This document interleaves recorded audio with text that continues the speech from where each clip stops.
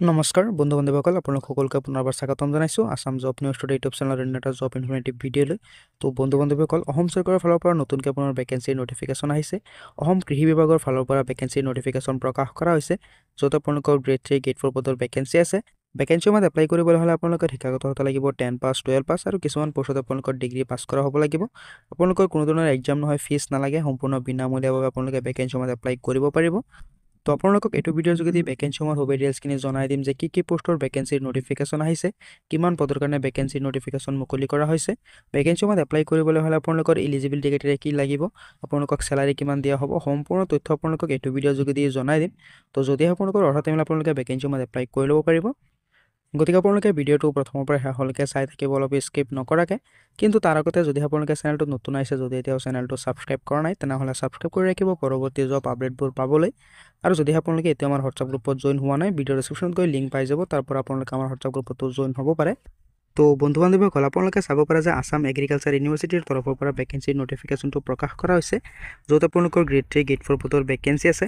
তো আপোনালোকক এইটো ভিডিঅ'ৰ যোগেদি ভেকেঞ্চিৰ সম্পূৰ্ণ ডিটেইলছখিনি জনাই দিম। গতিকে আপোনালোকে ভিডিঅ'টো স্কিপ নকৰাকৈ চাই থাকিব, যদি আপোনালোকৰ অৰ্হতা মিলে আপোনালোকে ভেকেঞ্চিৰ এপ্লাই কৰি ল'ব পাৰিব।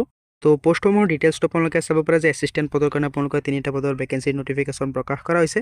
ভেকেঞ্চিৰ চেলাৰীটো আপোনালোকে চাব পাৰে যে 35,000 টকাকৈ দিয়া হ'ব পাৰ মান্থ হিচাপে।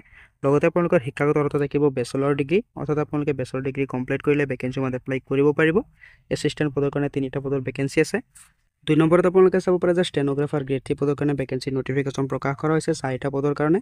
ভেকেঞ্চিৰ চেলাৰীটো আপোনালোকে চাব পাৰে যে 25,500 টকাকৈ দিয়া হ'ব পাৰ মান্থ হিচাপে। লগতে আপোনালোকৰ গ্ৰেড পেও থাকিব। ভেকেঞ্চিৰ এপ্লাই কৰিবলৈ হ'লে আপোনালোকৰ শিক্ষাগত অৰ্হতা থাকিব লাগিব বেচেলৰ ডিগ্ৰী, লগতে আপোনালোকৰ মিনিমাম 6 মাহৰ কম্পিউটাৰ ডিপ্ল'মা থকা হ'ব লাগিব। তেনেহ'লে আপোনালোকে ষ্টেনোগ্ৰাফাৰৰ ভেকেঞ্চিৰ এপ্লাই কৰিব পাৰিব। তো আপোনালোকে চাব পাৰে যে এছিষ্টেণ্ট পদৰ কাৰণে আছে 3টা পদৰ ভেকেঞ্চি, ষ্টেনোগ্ৰাফাৰৰ কাৰণে আছে 4টা পদৰ ভেকেঞ্চি। ইয়াৰ উপৰিও আপোনালোকে চাব পাৰে যে ড্ৰাইভাৰ পদৰ কাৰণে 1টা পদৰ ভেকেঞ্চিৰ নটিফিকেশ্যন প্ৰকাশ কৰা হৈছে। ভেকেঞ্চিৰ চেলাৰীটো আপোনালোকে চাব পাৰে যে 21,700 টকাকৈ দিয়া হ'ব পাৰ মান্থ হিচাপে। লগতে আপোনালোকৰ গ্ৰেড পেও থাকিব। ভেকেঞ্চিৰ এপ্লাই কৰিবলৈ হ'লে আপোনালোকৰ শিক্ষাগত অৰ্হতা লাগিব মেট্ৰিক পাছ, লগতে আপোনালোকৰ ড্ৰাইভিং লাইচেঞ্চ থকা হ'ব লাগিব। যদি আপোনালোকে মেট্ৰিক পাছ কৰিছে, লগতে আপোনালোকৰ ড্ৰাইভিং লাইচেঞ্চ আছে, তেনেহ'লে আপোনালোকে ভেকেঞ্চিৰ এপ্লাই কৰিব পাৰিব। ইয়াৰ উপৰিও আপোনালোকৰ 2 বছৰৰ ড্ৰাইভিঙৰ এক্সপিৰিয়েঞ্চ থকা হ'ব লাগিব। তো যিকেইটা ভেকেঞ্চি আছে, যদি আপোনালোকে ইচ্ছুক হয়, যদি আপোনালোকৰ অৰ্হতা মিলে আপোনালোকে ভেকেঞ্চিৰ এপ্লাই কৰি ল'ব পাৰে। 4 নম্বৰ ভেকেঞ্চিটো আপোনালোকে চাব পাৰে যে ছাপৰ্টিং ষ্টাফৰ কাৰণে 2টা পদৰ ভেকেঞ্চিৰ নটিফিকেশ্যন প্ৰকাশ কৰিছে, য'ত আপোনালোকৰ চেলাৰী দিয়া হ'ব 18,000 টকাকৈ, লগতে আপোনালোকৰ গ্ৰেড পেও থাকিব।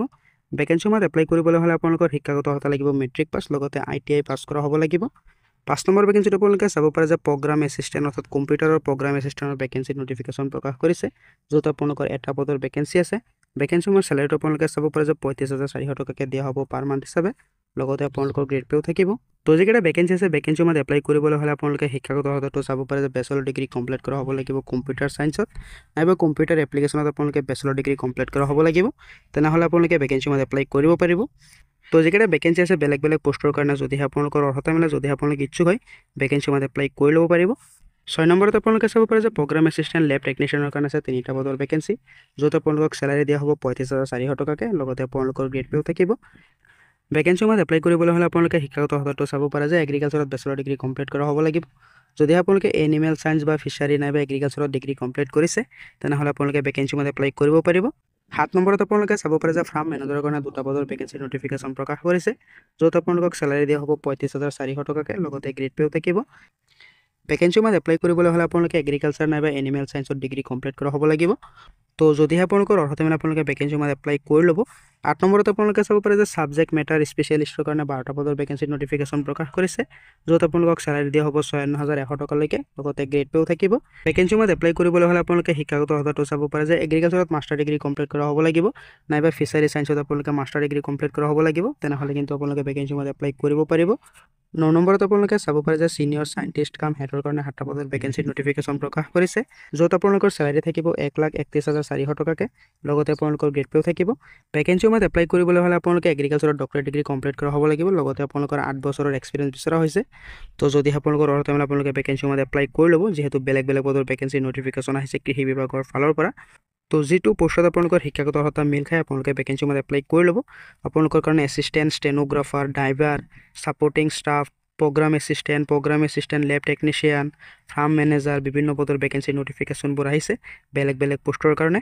তো যিকেইটা ভেকেঞ্চি আছে ভেকেঞ্চিৰ এজ লিমিট আপোনালোকে চাব পাৰে যে মিনিমাম এজ লিমিট থাকিব আপোনালোকৰ 18 বছৰ, মেক্সিমাম এজ লিমিট দিয়া হৈছে আপোনালোকৰ 40 বছৰ, অৰ্থাৎ 18 বছৰ বয়সৰ পৰা 40 বছৰ বয়সৰ সকলো প্ৰাৰ্থী এপ্লাই কৰিব পাৰিব। লগতে আপোনালোকে এই চিলেকশ্যনো পাই যাব চৰকাৰৰ ৰুল অনুযায়ী, য'ত আপোনালোকৰ OBC কেণ্ডেডেটৰ কাৰণে থাকিব 3 বছৰ, SC/ST কেণ্ডেডেটৰ কাৰণে থাকিব 5 বছৰ, PWBD কেণ্ডেডেটৰ কাৰণে থাকিব 10 বছৰৰ এই চিলেকশ্যন। তো যদি আপোনালোকে ইণ্টাৰেষ্টেড হয়, যদি আপোনালোকৰ অৰ্হতা মিলে আপোনালোকে ভেকেঞ্চিমত এপ্লাই কৰি ল'ব। তো আপোনালোকে চাব পাৰে যে কেনেধৰণে এপ্লাই কৰিব লাগিব ভেকেঞ্চিমৰ কাৰণে। ভেকেঞ্চিমৰ এপ্লাই প্ৰক্ৰিয়াটো আপোনালোকে চাব পাৰে যে 4 ডিচেম্বৰৰ পৰা আৰম্ভ হৈ গৈছে। এপ্লাই কৰাৰ অন্তিম তাৰিখ আপোনালোকে চাব পাৰে যে 5 জানুৱাৰী 2025।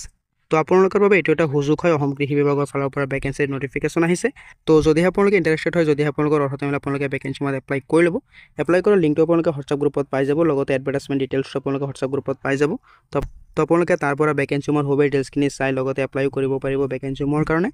তো আশা কৰিছোঁ ভিডিঅ'টো আপোনালোকৰ কাৰণে উপকাৰীমূলক হৈছে। যদি সেই ভিডিঅ'টো ভাল পাইছে, যদি সেই ভিডিঅ'টো আপোনালোকৰ কাৰণে উপকাৰীমূলক হৈছে, তেনেহ'লে ভিডিঅ'টো এটা লাইক কৰি দিব পাৰে। কিবা সুধিব থাকিলে কমেণ্টত জনাব পাৰে। তো লগ পাম অন্য এটা ভিডিঅ'ত নতুন আপডেটৰ সৈতে। ধন্যবাদ।